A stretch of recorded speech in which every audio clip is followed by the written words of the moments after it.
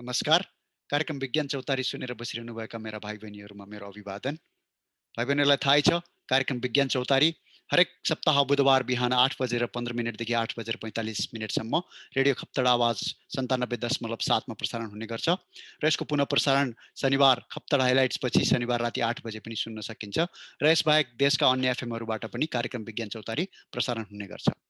म प्रस्तुता विष्णु प्रसाद जोशी अमेरिकाको युनिभर्सिटी अफ म्यासाचुसेट्समा विज्ञानमा विद्यावारिधि गर्दैछु र म यही अध्यापन पनि गर्छु, पढाउँछु पनि। मेरो घर खप्तड छान्ना 5 पिठातोला हो, खप्तड राष्ट्रिय निकुञ्जको फेदैमा। भाइ बहिनीहरूलाई थाहै छ, हरेक सप्ताह हामी कार्यक्रम विज्ञान चौतारी लिएर भाइ बहिनीहरू समक्ष आउने गर्छौँ। कार्यक्रम विज्ञान चौतारीमा हामी विज्ञानका आधारभूत अवधारणाहरूको बारेमा चर्चा गर्छौँ। ती अवधारणाहरूको हाम्रो दैनिक जीवनमा कस्तो उपयोगिता छ, त्यो विज्ञानलाई उपयोग गरेर कस्ता प्रविधिहरूको विकास हुन्छन् भन्ने खाले चर्चा गर्छौँ र बेला बखतमा हामी नेपाली मूलका देश विदेशमा ख्याति कमाउनुभएका वैज्ञानिकहरूसँग पनि साक्षात्कार गर्ने गर्छौँ। आज यसै क्रममा हामीसँग हुनुहुन्छ डाक्टर राजेन्द्र प्रसाद पङ्गेनी। उहाँ अहिले नर्थ वेस्टर्न युनिभर्सिटीमा एक रिसर्च साइन्टिस्टको रूपमा कार्यरत हुनुहुन्छ। कार्यक्रममा स्वागत छ डाक्टर पङ्गेनी। थ्याङ्क यू, धन्यवाद छ विष्णुजी, थ्याङ्क यू। हजुर, भाइ बहिनीहरूलाई एकचोटि तपाईँ कस्तो खालको अन्वेषण गर्नुहुन्छ नर्थ वेस्टर्न युनिभर्सिटीमा, अलिकति परिचय दिनुहोस् न हामी विषयवस्तुमा लाग्नुभन्दा अगाडि। हजुर, धन्यवाद छ विष्णुजी। सम्पूर्ण भाइ बहिनीहरूमा मेरो तर्फबाट नमस्ते। म अमेरिकामा बस्छु, सिकागोमा। एकदमै खुसी लाग्यो, मैले विष्णुजीले मलाई आज इन्भाइट गर्दाखेरि मैले मेरो गाउँको स्कुलमा पढेको सम्झेँ, हामीले कसरी विज्ञान पढिन्थ्यो भनेर। र म विष्णुजीलाई एकदमै हार्दिक आभार व्यक्त गर्न चाहन्छु, धन्यवाद दिन चाहन्छु। अमेरिकामा बसेर आफ्ना गाउँ घरमा नेपालको कुना काप्चामा यसरी आफ्नो जन्मेको गाउँठाउँको लागि जसरी प्रोग्रामहरू बनाउनु भएको छ, कार्यक्रम बनाउनु भएको छ, म एकदम आभार व्यक्त गर्न चाहन्छु र धन्यवाद दिन चाहन्छु विष्णुजी तपाईँलाई। मैले गर्ने अनुसन्धान चाहिँ यो जेनेटिक्ससँगै आबद्ध छ, रिलेटेड छ। त्यसलाई अझ इपिजेनेटिक्स भन्छौँ, जसलाई हाम्रो जुन वंशाणुहरू छन् उसलाई हाम्रो वातावरणले कसरी प्रभाव पार्छ र त्यसले हाम्रो शरीरमा कसरी रोग लाग्छ भन्ने बारेमा अनुरोध गर्छु। तर खास मेरो विषय चाहिँ क्यान्सर इपिजेनेटिक्स हो अथवा मेरो क्यान्सर बायोलोजी हो। मैले हाम्रो शरीरमा रहेका कुन कुन कोषहरूमा खराबी हुँदाखेरि हामीलाई क्यान्सर हुन्छ र ती जिन्सहरूलाई ले कसरी ती खराब जिन्सहरूले क्यान्सरलाई बढ्न सहयोग गर्छन्, क्यान्सर उत्पन्न गर्न सहयोग गर्छन् र त्यसलाई कसरी रोक्न सकिन्छ भनेर अध्ययन अनुसन्धान गरिरहेको छु अहिले। हजुर, धन्यवाद डाक्टर पङ्गेनी। वंशाणुगत रोगहरू र क्यान्सरको बारेमा हामी पछि पनि आउनेछौँ, तपाईँलाई फेरि प्रश्न गर्नेछौँ। र भाइ बहिनीहरू, डाक्टर पङ्गेनी भन्नुभयो आज हामी वंशाणुक्रम अथवा हेरिडिटीको बारेमा चर्चा गर्नेछौँ। अब हेरिडिटीको परिचय दिनुपर्दा डाक्टर पङ्गेनी, भाइ बहिनीहरू एउटा हाम्रो दैनिक जीवनमा भाइ बहिनीहरूले एक आपसमा देख्न सक्ने गरी एउटा कक्षा कोठामा यो वंशाणुक्रमलाई कसरी बुझ्ने होला त हामीले? हजुर, एकदमै राम्रो प्रश्न विष्णुजी। हामीले पहिला के सोच्नुपर्छ भन्दाखेरि वंशाणु अथवा यो वंशाणुक्रम भन्ने जुन पाठ थियो, लेसन थियो म कक्षा 10मा हुँदा, मलाई सबैभन्दा गाह्रो लाग्ने मध्येको च्याप्टर थियो। तर यो सबैभन्दा चाख लाग्दो रहेछ। यो अहिले आएर म यही फिल्डमा काम गर्दैछु। जस्तै उदाहरणको लागि हामीले कहिलेकाहीँ हेर्छौँ हाम्रो गाउँघरमा, ओहो यो त चाहिँ ठ्याक्क आफ्नो हजुरबुवाको गोत गएछ भन्ने चलन छ हाम्रो गाउँघरमा। भन्न खोजेको हामी हाम्रो बुवामा जस्तो देखिँदैनौँ कतिहरू, तर हामी चाहिँ हाम्रो हजुरआमा हजुरबुवा जस्तो देखिन्छौँ। यसो कारण के हो भने चाहिँ अहिले हामी यस बिचमा पनि आउँछौँ यसको बारेमा। कहिलेकाहीँ के हुन्छ भन्दाखेरि हाम्रो पक्कै पनि हाम्रो बुवा आमाहरू हाम्रो हजुरआमा हजुरबुवाबाट जन्मिनु भएको कारणले गर्दा उहाँहरूले हाम्रो केही लक्षणहरू, केही गुणहरू हजुरबा र हजुरआमाबाट लिएर आउनुहुन्छ र ती गुणहरू सुसुप्त अवस्थामा रहेका हुन्छन्, बाहिर देखिँदैनन् हाम्रो बुवा आमाको पुस्तामा। तर हाम्रो पुस्तामा आउँदा हामीहरू बाहिर देखिन्छन् र हामी चाहिँ आफ्नो हजुरबा हजुरआमा जस्तो देखिन्छौँ। हाम्रो कैलो कपाल, हाम्रो घुम्रो कपाल देखि लिएर कैयौँ कुराहरू, अब चेप्टो, कसैका खैरा खैरा आँखा पनि हुन्छन्। हजुर हजुर, कसैका खैरा खैरा आँखा पनि हुन्छन्, खैरा आँखाहरू हुन सक्छन्। कसैको अलि यो अब ब्राउन आइज हुन्छ, कुनै कालो हुन्छ, कहीँ खैरो हुन्छ, कपालको रङ त्यस्तै हुन्छ, आँखाको रङ त्यस्तै हुन्छ। अब उचाइ नै हेरौँ, कोही एकदम होचो, कोही अग्लो, कोही पिच्चको, एकजना होचो व्यक्तिको बुवाआमा होचो भन्ने नहुन पनि सक्छन्, अथवा हजुर चाहिँ एकजना अग्लो व्यक्तिको बुवाआमा अग्लो नहुन पनि सक्छन्। त्यो हजुर हजुरबाबाट हजुरआमाबाट आएको हुनसक्छ, मामा घरको हजुरबा हजुरआमाबाट आएको हुनसक्छ। यस्ता हजुर कैयौँ लक्षणहरू छन्, गुणहरू छन्। हामीले क्लासमै एक्सपेरिमेन्ट गर्न सक्छौँ र हजुर पहिला हामीले एउटा यस्ता गुणहरूलाई को चार्ट बनाउने, हजुर तालिका बनाउने, हजुर त्यसपछि ती प्रत्येक व्यक्तिको ल तपाईँको अथवा तिम्रो हजुरआमा कस्तो हुनुहुन्थ्यो, हजुरबा कस्तो हुनुहुन्थ्यो, हजुर बुवाआमा कस्तो हुनुहुन्थ्यो, अनि फेरि बुवाआमाको बुवाआमाहरू कस्तो हुनुहुन्थ्यो भनेर खोज्ने हो भने मलाई त एकदमै चाखलाग्दो कैयौँ कुराहरू हामी चाहिँ यो एकदम हजुर अनुसन्धानकै एउटा राम्रो विषय हुनसक्छ प्रत्येक क्षेत्रमा। हजुर कति राम्रोसँग तपाईँले यसलाई व्याख्या गरिदिनु भयो हो हाम्रा मातापिता अथवा हजुरबुवामा भएका गुण लक्षणहरू सन्ततिमा कसरी सर्दै जान्छन् भन्ने कुरा नै यो चाहिँ वंशानुक्रमले चाहिँ तपाईँको त्यो कुरालाई चाहिँ व्याख्या गर्न सकिन्छ होइन। अब वैज्ञानिक रूपमा हेर्दाखेरि डाक्टर राजेन्द्रले भन्नुभयो जस्तै यस्ता कुराहरू त हामीले पनि देखिरहेकै हौँ, तर यो वास्तवमा चाहिँ कुन कसरी हुन्छ र कस्ता कस्ता गुणहरू चाहिँ अर्को पुस्तामा जान्छन्, कस्ता गुणहरू लुप्त भएर रहन्छन् होइन, यस्ता कुराहरूको अध्ययन चाहिँ सुरुमा चाहिँ तपाईँको जर्ज मेन्डल भन्ने वैज्ञानिकले सुरु गर्नुभएको थियो। उहाँलाई यो जेनेटिक्स होइन तपाईँको यो वंशानुक्रमको चाहिँ फादर पनि भनिन्छ उहाँलाई होइन। उहाँको एउटा यो चर्चित एउटा उहाँको एउटा यो प्रयोग थियो जो चाहिँ तपाईँको बगैँचामा भएका केराउहरूमाथिको।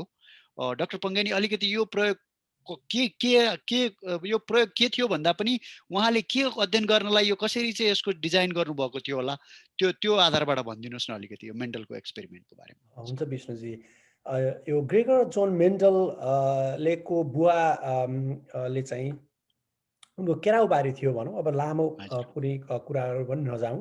हजुर उनले उनको आफ्नो जुन बगैँचामा हजुर उनले के देखे भने चाहिँ, केराउबारी पनि नभने बगैँचा भनौँ, हजुर उनले के देखे भने चाहिँ कुनै केराउ सबैभन्दा उनको पहिला देखेको चाहिँ उनको केराउ चाहिँ हेर्दाखेरि कुनै हजुर केराउको दानाहरू एकदम गोलाकार छ, कुनै हजुर चाहिँ खुम्चिएको छ हजुर है, कुनै चाहिँ एकदमै यो खैरो छ, कुनै चाहिँ सेतो खालको छ।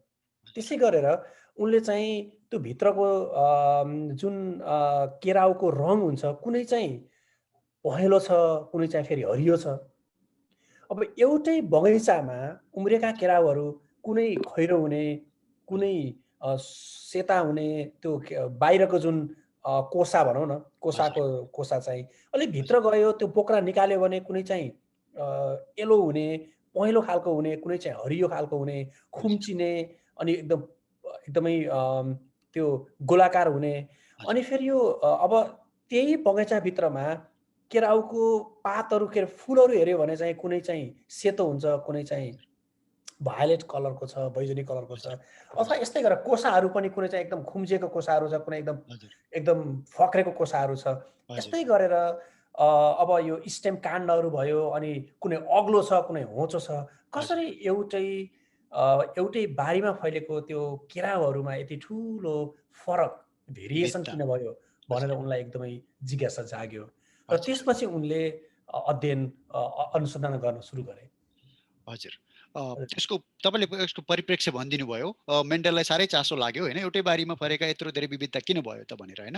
त्यसले हजुर उहाँले चाहिँ यो यो हरेक केराउमा तपाईँको अर्कै रङको चाहिँ तपाईँको दाना भएको, अर्कै रङको फुल भएको, यस्तो विभिन्न गुण भएका केराउहरूलाई लगेर उहाँले एकअर्कामा अब चाहिँ म यिनीहरूलाई सेचन गरेर चाहिँ अध्ययन गर्छु भनेर यसरी निर्णय गर्नुभयो होइन हो, उहाँले हो। डाक्टर। अब म अझ अगाडि भन्छु। हजुर त्यसपछि के भयो भने अनि उनले सुरुमा अब सजिलो भाइ बहिनीहरूलाई एकदमै भन्नको लागि अझै सजिलो एउटा चाहिँ हामीलाई लाग्छ, हामीले हाम्रो जीवनमा पनि देखिने भनेको अग्लो होचो हो, है। हजुर त्यसले हजुर गर्दाखेरि उनले के गरे भने एउटा अग्लो केराउको फुलहरू लिए हजुर र एउटा होचो केराउको फुलहरू लिए। त्यहाँबाट हजुर हुने जुन पोलिनेसन गराए, फर्टिलाइजेसन गराए, क्रसिङ गराए हजुर भनौँ। र हजुर त्यसबाट उनले चाहिँ यदि अग्लो र होचो बिचको केराउमा क्रसिङ गराउँदाखेरि कस्तो हुँदो रहेछ त भन्दाखेरि उनले पहिलो हजुर पुस्तामा सबै अग्लो भेटाए। यहाँ हजुर पनि लेखेको छ, यहीँ हाम्रो अहिले यहीँ हामीले तस्बिरमा पनि देख्न सक्छौँ, पिक्चरमा पनि। हजुर सबै पहिलो पुस्तामा सबै अग्लो देखे। यसको मतलब के हो भने पहिलो हजुर पुस्तामा सबै अग्लो थियो, हजुर तर अग्लो गुणले होचो गुणलाई चाहिँ दबाउँदो रहेछ र हजुर होचो चाहिँ कहिले पनि सुसुप्त अवस्थामा रहँदो रहेछ। हजुर त्यसले गर्दा यो व्यक्तिहरूमा प्रत्येक कुनै पनि जीवहरूमा त्यो हजुर गुणहरूलाई हामीले दुई प्रकारमा वर्गीकरण गर्न सकिन्छ। एउटा रेसेसिभ क्यारेक्टर्स जुन हजुर देखिँदैन कहिलेकाहीँ हजुर भित्र रहन हजुर सक्छ। अर्को डोमिनेन्ट जुन हजुर हजुर डोमिनेन्ट अर्को होइन हजुर डोमिनेन्ट क्यारेक्टर जुन डोमिनेन्ट हुन्छ। त्यसले गर्दा हजुर एउटा डोमिनेन्ट एउटा रेसेसिभ क्यारेक्टर हुँदो रहेछ। एउटा सुसुप्त बस्नेहरूको देखिने। हजुर अनि त्यो सुसुप्त चाहिँ सधैँ सुसुप्त बस्नुपर्छ भन्ने छैन। जब उसको त्यो राइट टाइम आउँछ फेरि ऊ पनि देखिन्छ। जस्तै गरेर दोस्रो अवस्थामा गएर दोस्रोमा गएर जुन पहिलो जुन अग्लो र होचो बिचमा सबै अग्ला केराउका रुखहरू भेटे उनले, बोटहरू हजुर भेटे। त्यो जुन हजुर पहिलो पुस्तामा त्यसकै बिचमा उनले फेरि सेचन गराउँदाखेरि, फर्टिलाइजेसन गराउँदा दोस्रो पुस्तामा जाँदाखेरि चाहिँ एउटा शुद्ध अग्लो भेटियो, हजुर एउटा शुद्ध होचो भेटियो। हजुर अनि खास त उनले ৩ टा अग्लो र एउटा होचो भेटे। तर हजुर 3 टा मध्येमा एउटा चाहिँ शुद्ध अग्लो थियो, हजुर एउटा शुद्ध होचो थियो र हजुर 2 टा चाहिँ त्यसलाई हामी ठिमा भन्छौँ। अग्लो हजुर र होचोको मिक्स थियो। मिक्सचरको बाहिर देख्दाखेरि चाहिँ थाहा भएन। तर हजुर उनले त्यो जिनोटाइपको अध्ययन गर्दाखेरि अथवा हजुर भित्रको त्यो अनुवांशिकको अध्ययन गर्दा मात्रै थाहा भयो कि हजुर ए यो अग्लो र होचो बिचमा हजुर अग्लो र होचोको जुन एलिल्सहरू हुन्छ जिन्सको बिच जुन एउटा बाउ एउटा आमाबाट आएको जुन एलिल्स हुन्छ, हजुर त्यो अग्लोले होचोलाई दबाउँदो रहेछ। त्यो हजुर जुन लक्षणहरूलाई, त्यो हजुर गुणलाई। त्यसले गर्दा त्यो चाहिँ कहिलेकाहीँ पहिलो जेनेरेसनमा त्यो सुसुप्त अवस्थामा रहँदो रहेछ। हजुर तर त्यो चाहिँ त्यसलाई हामी ठिमा भनेर भन्ने गर्छौँ। र हजुर दोस्रो पुस्तामा आएर त्यो देखिँदो रहेछ भनेर उनले हजुर यसको निष्कर्ष निकाले। भनेपछि केही गुणहरू चाहिँ तपाईँको चाहिँ चाहिँ डोमिनेन्ट गुणहरू अथवा जो प्रबल गुणहरू छन् होइन, जो पहिलो पुस्तामा चाहिँ तपाईँको प्रबल गुण चाहिँ तपाईँको देखिएर चाहिँ सबै अग्लै जस्ता भए। तर त्यति भन्दै गर्दा चाहिँ तपाईँको भित्र आनुवंशिक रूपमा चाहिँ तपाईँको जुन लुप्त भएर रहेको गुण छ त्यो दोस्रो पुस्तामा पनि देखिन सक्ने भयो। अघि तपाईँले भन्नुभएको थियो कि कसै कसैका बुवा आमा चाहिँ अग्लै भएर पनि चाहिँ सन्तान होचा हुन सक्छन् होइन। त्यस्तो केसमा चाहिँ उहाँहरूको हजुरबुवा हजुरआमा अलिकति होचा हुनुहुन्थ्यो कि त होइन। त्यसरी हो, तपाईँको त्यो बुवाहरूको पुस्तामा त्यो अलिकति लुप्त रहेर फेरि नातिहरूको पुस्तामा तपाईँको प्रबल भएर पनि आउन सक्ने भयो होइन। अब एकदम। अलिकति यो हामीले बाहिर देखिने गुणका कुरा र भित्र चाहिँ तपाईँको आनुवंशिकका कुरा चाहिँ गर्दाखेरि अलिकति यो जिनोटाइप र फिनोटाइपको बारेमा विभेद भाइ बहिनीहरूलाई भनिदिनुहोस् न। यो चाहिँ के हो, हो त जिनोटाइप, के हो फिनोटाइप? हजुर हजुर। धन्यवाद विष्णुजी। एकदमै महत्त्वपूर्ण प्रश्न हो यो। जिनोटाइप भनेको चाहिँ जुन जेनेटिक मेकअप भन्छौँ नि, जुन वंशानुगत जुन मेकअप हो, त्यो हजुर वंशाणुहरूको आनुवंशिक मेकअप हो, त्यसलाई हामी हजुर चाहिँ जिनोटाइप भन्छौँ। हजुर जुन भित्र जिन्समा निहित हुन्छ। हजुर जुन जिन्सले देखाउने जुन गुणहरू, लक्षणहरू जुन हामीले बाहिर देखिन्छ, त्यो हजुर चाहिँ फिनोटाइप हो। हजुर उदाहरणको लागि पहिलो जेनेरेसनमा हजुर जसरी मेन्डलले हजुर अग्लो र होचो केराउको बिचमा उनले सेसन गराए, फर्टिलाइजेसन गराए र हजुर पहिलो पुस्तामा सबै अग्ला देखिए। त्यो हजुर अग्लो रुख बोटहरू सबै अग्ला थिए। त्यो फिनोटाइप भयो किनकि सबै अग्ला थिए। हजुर तर त्यो फिनोटाइप भित्र गएर हेऱ्यो भने चाहिँ तिनीहरूमा चाहिँ अग्लो र होचोको क्रसिङ थियो। त्यो हजुर होचो चाहिँ लुप्त थियो। हजुर जिनोटाइप चाहिँ अग्लो र होचोको मिक्स्ड हो, हेटेरोजाइगस थियो। हजुर अग्लो र होचो हजुर एउटा एलिल अग्लो, एउटा हजुर एलिल होचो थियो। अथवा हजुर बुवा-आमा मान्ने हो भने अब 2 टा केरामा त बुवा-आमा भन्न मिलेन। हजुर एउटाबाट आएको अग्लो र एउटाबाट आएको होचो गुणहरू थियो। त्यो अग्लो र होचोको जुन मिक्स्ड त्यो जिनोटाइप हो। तर चाहिँ बाहिर देख्दाखेरि सबै अग्ला थिए, त्यो चाहिँ फिनोटाइप हो। त्यसले गर्दा बाहिर देखिने जुन देखिएर आउँछ, त्यो हजुर एक्सप्रेस भएर आउँछ, त्यो चाहिँ फिनोटाइप हो। हजुर जुन चाहिँ जिन्सभित्र निहित रहन्छ, त्यो चाहिँ हजुर जिनोटाइप जिनोटाइप हो। त्यो जिनोटाइप जेनेटिक मेकअप भनेको जिनोटाइप्स हजुर that we see outside the traits, त्यो चाहिँ हजुर फिनोटाइप हो। अघि हामीले चर्चा गरे जस्तो तपाईँको चाहिँ जिनोटाइप चाहिँ कुनै एउटा एउटा पुस्तामा त्यो लुप्त पनि रहन सक्छ, जुन चाहिँ तपाईँको अर्को पुस्तामा आएर प्रबल पनि हुन सक्छ होइन। हो, तपाईँको त्यो जिनोटाइप प्रबल भएको बेलामा चाहिँ तपाईँको फिनोटाइप पनि ठुलो देखिन्छ, अथवा जस्तो गुण चाहिँ त्यो प्रबल भयो त्यस्तै बाहिर देखिन्छ। तर कहिलेकाहीँ बाहिर त्यस्तै देखिए पनि ठिमाहरूमा चाहिँ होइन, दोस्रो दोस्रो पुस्तामा तपाईँको हो। कुनै गुण लुप्त पनि रहन सक्छ होइन। यो हामीले अघि पनि चर्चा गऱ्यौँ भाइ बहिनीहरू। एकदम, एकदमै। हजुर। अब यसलाई चाहिँ प्रबलताको नियम भनेर उहाँले मेन्डलले यसलाई भन्नुभयो, ल अफ डोमिनेन्स होइन। किनकि तपाईँको हो, अघि डाक्टर पङ्गेलले भन्नुभयो जस्तो 4 मध्येमा 3टा चाहिँ बाहिरबाट झ्याट्टा हेर्दाखेरि अग्ला देखिए होइन। एउटा मात्रै छोटो भयो भनेपछि अग्लो हुने गुण त त्यसमा तपाईँको प्रबल भयो होइन। त्यसैले यसलाई प्रबलताको नियम भनियो होइन। हो, अब यसबाहेक मेन्डलले अर्को एउटा पनि नियम यो यो त हामीले केराउको बिरुवामा कुरा गऱ्यौँ। तर यो चाहिँ तपाईँको जनावरमा पनि लागु हुन्छ होइन। तपाईँको हामी सामान्यतः गिनीपिग भन्छौँ, एक किसिमका मुसा अथवा मुसा र फरक कराए कराए जस्ता देखिने प्रयोगशालामा एकदमै प्रयोग हुने चाहिँ जीवहरू हुन् गिनीपिगहरू। अब यो चाहिँ तपाईँको एउटा सेतो खरायो र तपाईँको अथवा सेतो मुसा र चाहिँ कालो मुसामा पनि चाहिँ यसरी नै क्रसिङ गरायो भने अघि केराउ भन्नुभयो जस्तो तपाईँको अब यहाँनिर चाहिँ ल अफ डोमिनेन्सको बारेमा अलिकति भनिदिनुहोस् न डाक्टर राजेन्द्र पङ्गे। अब यसमा चाहिँ अब जस्तै यो कालो र सेतोको बिचमा कालो गिनीपिग अथवा यसलाई हामीले मुसा पनि मान्न सक्छौँ। मुसा त होइन, खरायो भन्नु पर्यो हामीले। हजुर हजुर खरायो नै भन्छ होला नेपालीमा सायद। हजुर हजुर गिनीपिगलाई लगभग होइन र विष्णुजी के हजुर भन्छ? खरायो जस्तै हुन्छ हेर्दाखेरि होइन हजुर। मुसाभन्दा अलिक ठुलो खरायोभन्दा अलिक सानो हुन्छ, खरायो नै हो त्यो एक किसिमको। लगभग एउटा गिनीपिग भनौँ अथवा खरायो नै भनेर पनि हामीले उदाहरण दिन सकिन्छ। हजुर अब गिनीपिग चाहिँ कालो रङको गिनीपिग र सेतो रङको गिनीपिगलाई चाहिँ हामीले क्रस गराउँदाखेरि पहिलोमा सबै कालो रङको जन्मे पहिलो हजुर पुस्तामा। यसको हजुर मतलब के हो भने चाहिँ कालो रङको चाहिँ प्रबल हुँदो रहेछ, हजुर सेतो रङको चाहिँ लुप्त हुँदो रहेछ। अब हजुर प्रबलताको सिद्धान्त अनुसार चाहिँ ल अफ डोमिनेन्सको आधारमा हेऱ्यो भने चाहिँ हजुर कालो रङको जुन कालो रङ बनाउने जुन जिन्सहरू हो त्यो हजुर ट्रेट हो, त्यो चाहिँ हजुर जिनोटाइप हो, त्यसलाई चाहिँ हामीले प्रबलको गुण मान्न पर्यो। त्यसले हजुर अनि दोस्रोमा गएर हेर्दाखेरि चाहिँ पहिलोमा 3टा कालो भयो, पहिलोमा पुरै कालो भयो, अनि दोस्रो पुस्तामा जाँदाखेरि 3वटा कालो र एउटा सेतो जन्मियो। अब हजुर त सेतो त अब पहिलो पुस्तामा लुप्त अवस्थामा रहेको थियो, किनभने हजुर कालो र सेतो बिचमा क्रस गराइयो, पहिलोमा सबै कालो भयो। हजुर दोस्रो पुस्तामा जाँदाखेरि चाहिँ 3:1 अथवा 3वटा कालो, एउटा सेतो हजुर भयो। एउटा त प्योर व्हाइट हो, त्यो पूर्ण सेतो हो, शुद्ध सेतो हो। एउटा हजुर चाहिँ शुद्ध कालो हो र हजुर 2वटा चाहिँ फेरि यसमा पनि ठिमा नै हुन्। हजुर त कालो र सेतोको हुन्, तर हामी बाहिरबाट देख्दा कालो देखियो, किनभने हजुर त्यो सेतो गुण चाहिँ यसमा चाहिँ लुप्त रहने अथवा रिसेसिभ क्यारेक्टर हो। हजुर। अब तपाईँको यो यसको चाहिँ तपाईँको मानवीय रोगहरू तपाईँको होइन जेनेटिक डिसअर्डरहरूसँग पनि यसलाई जोडेर हेर्न मिल्छ होइन। यदि बुवा अथवा आमामा कसैमा एउटामा चाहिँ तपाईँको जेनेटिक प्रब्लम छ भने त्यो त्यसरी नै तपाईँको सन्तानहरूमा पनि हुने गर्छ होइन। तपाईँको त्यसको बारेमा अलिकति भाइ बहिनीलाई भनिदिनुहोस् न, यो लागु चाहिँ तपाईँको। हजुर। हजुर अब अझै एउटा कुरा थप्न चाहन्छु, भाइ-बहिनीहरूले एकदमै महत्त्वपूर्ण के छ भन्दाखेरि आज हामीले विष्णुजीले र मैले यहाँ भाइ-बहिनीहरूलाई सिकाउन खोजेको चाहिँ यो जेनेटिक्सको बारेमा अथवा यो वंशाणु गुणहरू कसरी सर्छ र गुणहरू कस्तो गुणहरू प्रबल हुन्छन्, कस्तो गुणहरू प्रबल हुँदैनन् र कहिलेकाहीँ हाम्रो अघि विष्णुजीले भने जस्तै हजुरबा हजुरआमाबाट आउँदाखेरि बुवा-आमामा सुप्त रहेका गुणहरू चाहिँ हाम्रो पुस्तामा आएर देखिन्छ। हामी चाहिँ एकदम होचा हुन्छ नि, तर बुवा-आमाहरू अग्ला हुँदा पनि हामी होचा हुनसक्छ। यो कुरा भन्यो। यसो मैले कहाँ जोडेको भन्दाखेरि जस्तै अहिले अहिले हामीले रियल लाइफमा हेऱ्यौँ हाम्रो जीवनमा भने हामीले कालो र सेतो खरायो अथवा मुसा हामीलाई क्रस गऱ्यौँ भने के कालो र सेतै जन्मिन्छ त? भन्ने प्रश्न चाहिँ एकदम महत्त्वपूर्ण छ। खैरो पनि जन्मिन सक्छ हजुर अथवा चाहिँ सेतो मुसामा चाहिँ कालो छिर्काहरू पनि हुनसक्छ।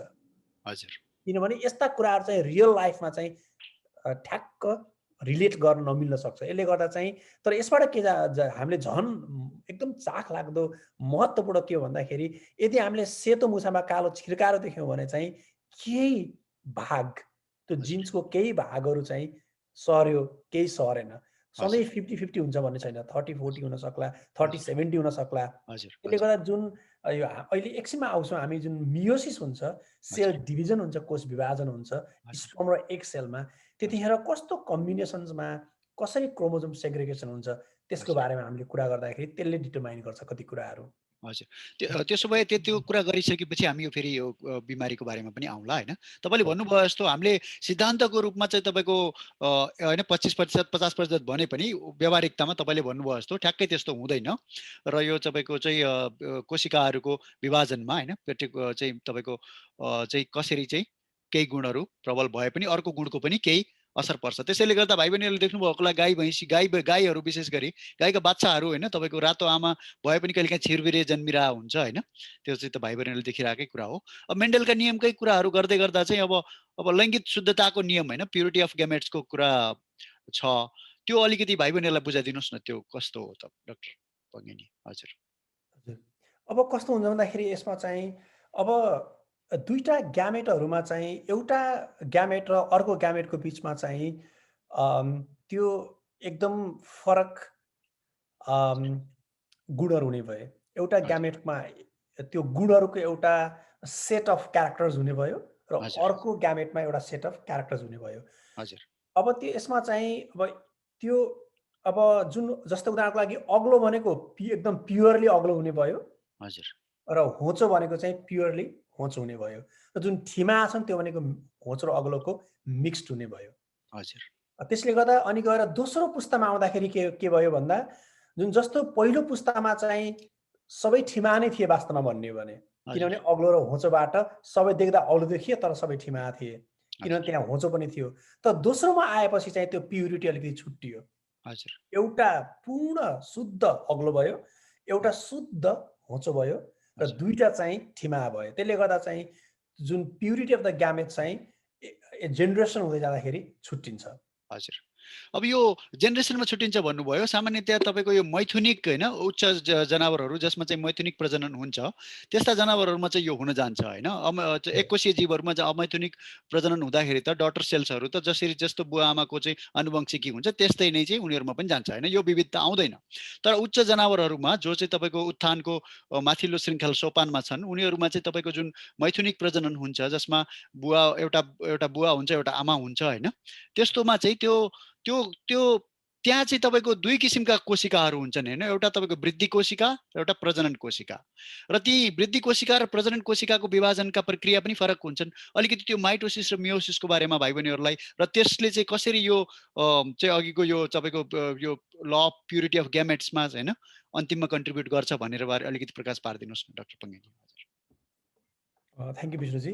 एकदमै राम्रो र एकदमै महत्त्वपूर्ण प्रश्न र यो यसले चाहिँ हाम्रो शरीरका रोगहरू अनि हाम्रो शरीरको यो हाम्रो इभोल्युसन कसरी भइरहेको छ, कसरी मेन्टेन भइरहेको छ, धेरै कुराहरू भन्छ। हजुर उदाहरणको लागि हाम्रो शरीरमा अहिले हामीले भन्छौँ नि कतिवटा क्रोमोजोम छ भन्यो भने 23 जोडी अथवा चाहिँ 46वटा क्रोमोजोम छ भन्छौँ। हजुर तर अनि हामीले फेरि के पनि भन्छौँ भन्दाखेरि हाम्रो शरीरको कोष विभाजन हुन्छ, एउटा कोष दुईटा बन्छ भन्छौँ, अनि हजुर क्रोमोजोम आधा हुन्छ त? हुँदैन त। उति हजुर नै त्यही सेम नम्बर अफ क्रोमोजोम्स लाखौँ भनौँ करोडौँ वर्षबाट हजुर त्यही मेन्टेन भइरहेको छ मानव ह्युमनमा। जुन हजुर जिनमा जति क्रोमोजोम छ त्यति नै भइरहेको छ। त्यसले गर्दा हाम्रो शरीरमा अघि विष्णुजीले भने चाहिँ 2 प्रकारका कोषहरू छन्। हजुर एउटा चाहिँ हाम्रो शरीरमा सेक्स सेल्सहरू छन्, प्रजनन हजुर सेल्सहरू। त्यो हजुर भनेको स्पर्म र एग। हजुर महिलाहरूमा एग हुन्छन्, हजुर हाम्रोमा स्पर्म। त्यो भनेको प्रजननको लागि मात्रै काम लाग्ने भयो त्यो। र हजुर अरू हाम्रो शरीरभरि भएका जुन बडी सेल्सहरू छन् हजुर त्यो त वृद्धि सेल्सहरू छन्। हजुर सोमाटिक सेल्स भन्छौँ हजुर हामीले हाम्रो वृद्धि शरीरमा। कोशिका जस्तै अब हजुर उदाहरणको लागि हाम्रो शरीरमा मोर देन 200 टाइप्स अफ सेल्सहरू छ। हजुर त्यो भनेको जस्तै अब हामीले रगतका कोष हेरौँ, रातो रक्तकोष, सेतो हजुर रक्तकोष भन्छौँ, हजुर प्लेटलेट्स भन्छौँ 3वटा। फेरि रातो हजुर रक्तकोषभित्र पनि धेरै हजुर टाइप छ, सेतो रक्तकोषभित्र पनि धेरै टाइप छ। हामी हजुर मसल सेल्स भन्छौँ, हामीले हजुर हेयर अथवा चाहिँ हाम्रो चाहिँ रौँमा पनि सेल छ, बोनमा पनि हाम्रो सेल्सबाट बनेको हुन्छ, त्यसलाई ओस्टियोसाइट्स भन्छौँ। हजुर त्यसै गरेर हाम्रो नर्भ स्नायु सेल्सहरू, यसै गरेर हाम्रो शरीरमा विभिन्न प्रकारका सेल्सहरू छन् र ती हजुर सेल्सहरू मिलेर तन्तु बन्छन्, तन्तुबाट शरीरहरू बन्छ। हजुर अब हाम्रो शरीरमा जुन वृद्धि कोषहरू हुन्छन् त्यो अथवा हामीले सोमाटिक सेल्सहरू भन्छौँ, वृद्धिको लागि चाहिने सेल्सहरू, त्यो हजुर चाहिँ माइटोसिसबाट विभाजन हजुर हुन्छन्। हजुर एउटा सेल्स विभाजन हुँदा दुईटा बन्छ।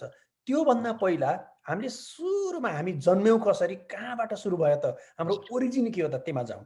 उदाहरणको हजुर लागि बुवा र आमाको बिचमा हजुर सेक्सुअल इन्टरकोर्स हुन्छ, हजुर अथवा आमामा गर्भाधान हुन्छ अथवा फिमेलमा गर्भाधान हुन्छ। त्यसमा बुवाको स्पर्म र आमाको एग मिलेर त्यसलाई हामी बुवाको जाइगोट स्पर्मलाई हामी ग्यामेट भन्छौँ। हजुर आमाको जुन हामीले एग सेललाई त्यसलाई पनि ग्यामेट भन्छौँ। दुईटा ग्यामेट मिलेर जाइगोट बन्छ। हजुर अब हाम्रो आमाको कोषमा एग सेल्समा पनि 46 वटा क्रोमोजोम थियो, 46 वटा। हजुर हाम्रो बुवामा पनि 46 थियो, तर 23 वटा मात्रै आउँछ। कसरी आउँछ भन्दाखेरि एउटा एग सेल्स अथवा एउटा स्पर्म सेल्स हजुर सुरुमा हाम्रो शरीरको अरू सोमाटिक सेल्स पनि पहिला हजुर कुरा क्रोमोजोम चाहिँ डबल हुन्छ।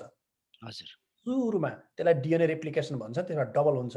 हजुर डबल हुँदाखेरि क्रोमोजोम डबल भएपछि अनि एउटा कोष दुईटा भन्दा त 46 नै हुने भयो, हजुर बराबर, किनभने पहिला डबल भएको थियो।